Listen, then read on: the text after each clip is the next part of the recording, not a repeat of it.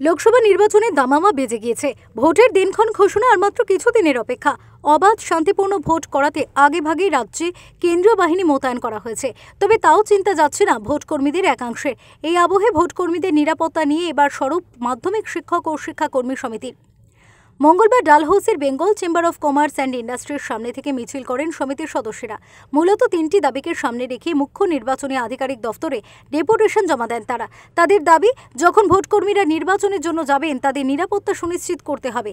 এছাড়াও কেন্দ্রীয় বাহিনীর জওয়ানদের থাকার জন্য স্কুলে স্কুলে ক্যাম্প করা হয়েছে। এর ফলে ব্যাহত হচ্ছে পঠন পাঠন।